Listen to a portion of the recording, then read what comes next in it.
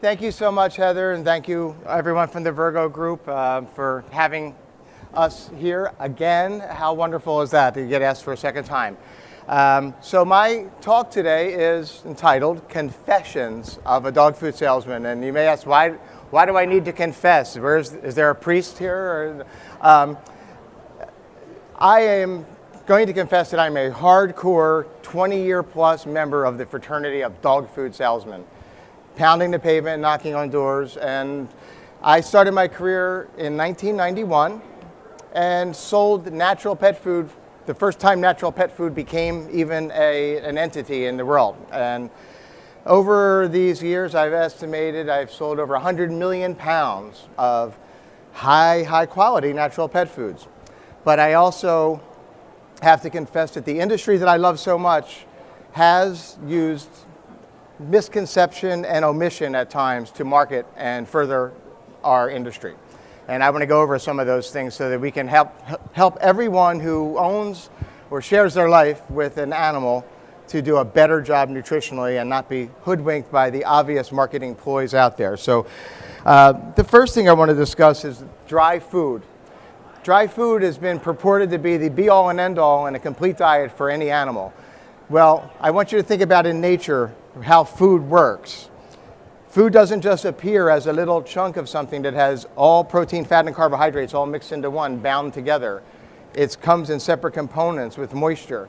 Dry food alone is not the best way to feed an animal. It's a good base if you have a good dry food, but hydration is essential. Anyone who's watching this who feeds their animal dry food only, you need to start hydrating that food because long-term the digestion and the nutrient absorption is going to be far superior.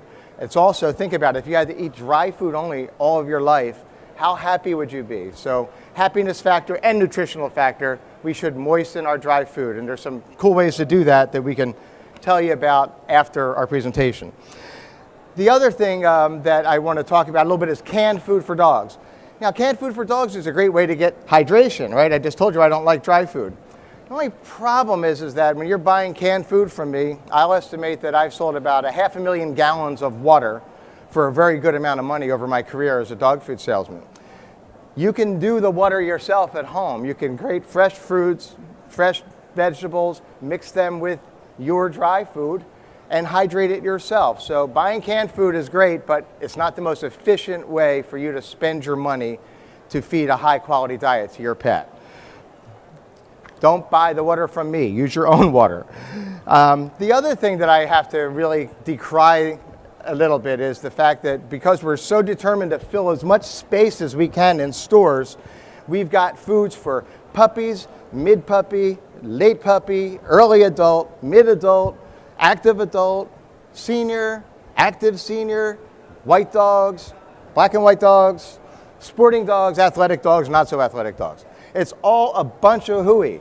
If you look at what a wolf eats in the wild, it's a carnivore diet from the end of their gestation with mom's milk to the end of their life. So adjusting a diet in these micro manners is for marketing, not for nutrition. Next, reading these labels. Oh my gosh, it's so confusing. It's even confusing for me, and I've been doing it for 20 years. The thing you need to know when you read a pet food label is that the ingredients that you see after about the first 3 or 4, especially up to the fat ingredient, if it says sunflower oil or chicken fat, anything after that is virtually non-existent in the food because it's all based on weight before processing.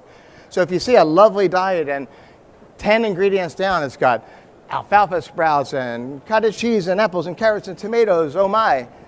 Those things are so negligible in the final diet because they're starting from wet weight and shrinking down to 10% moisture. They lose about 80%. So you really want to focus on the first 3 or 4 ingredients in the diet to determine what your food's really made of and that you're getting a meat-based food. Let me talk a little bit about supplements. Here we are in the world of supplements, really. And supplements are great, and our requirements are that to call a diet complete in our industry, have to use a laundry list of synthetic supplements, mineral and vitamin. The problem is that if you have a weak diet and it's very high grain or carbohydrate, not a carnivore diet, but an omnivore diet, you're not going to improve it significantly by adding a bunch of synthetic vitamins to it. It's still crappy food with extra vitamins. So I love supplementation, especially if we can start moving towards natural supplements. There's a great article in one of the Virgo publications just this month, and Kim Decker, Heather wrote that, about natural fortification, and she and I exchanged emails last night, and I recommend that you read that. Which magazine is that in, Heather? Food Product Design. Check it out because it's right in line with our thinking. Let's fortify naturally, try to move as many of our supplements to natural sources as possible, or use whole food extracts and concentrates. Our industry doesn't allow that. They don't feel as if that covers a complete diet. I disagree with that completely. So you're not going to make up for bad food by supplementing it to death. Next, grain-free, the latest, greatest thing in pet nutrition. We all love grain-free, right? Well, grain-free is a good way to feed a dog or a cat. They're carnivores, so we want to take the grains out of the diet. But it doesn't address the real issue, which is carbohydrate consumption. Carnivores don't eat carbs. Very, very small amount. Naturally, in the wild, a tiger, a wolf, a lion, they're going to get about 5 to 10% of their caloric intake in carbohydrates. The typical commercial pet food is 40 to 70% carbohydrate content. It's way, way off the charts as to how we should be feeding these animals. So if you see a grain-free diet, but it has ingredients like pea flour, tapioca, these are just new ways to put fillers into the diet. There are really good grain-free, high-meat diets, but look for protein percentages above 30, 32%, and read those ingredients and make sure you don't have a lot of new fluff replacing the cereal fluff that used to be in the diets. It's become such a huge marketing thing that everyone now has grain-free diets, and it becomes difficult to now choose. You have to be reading between the lines, not just accepting that grain-free is going to be the answer to all of your problems. The other thing that the industry does is the meat first ingredient trick. Now, why is that a trick? Back to my statement before, wait before processing. Think about this. You've got fresh chicken or fresh beef. Before putting it into a dry food, that's a pound, just to use that as a reference point. That's going to shrink to about 0.2 of a pound after you dehydrate it and put it into this food.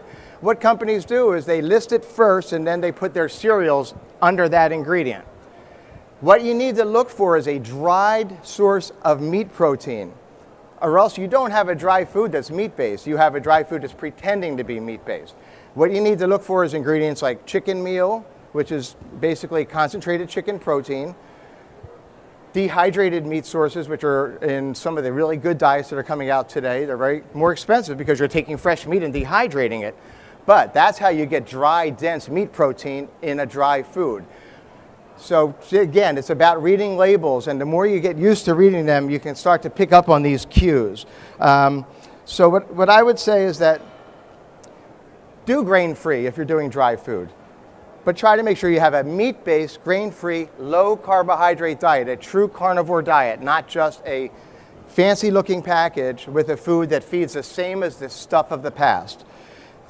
You call it by any name, it's how the product works. And that brings me to how you feed your animal. Our recommendations in our industry are too high.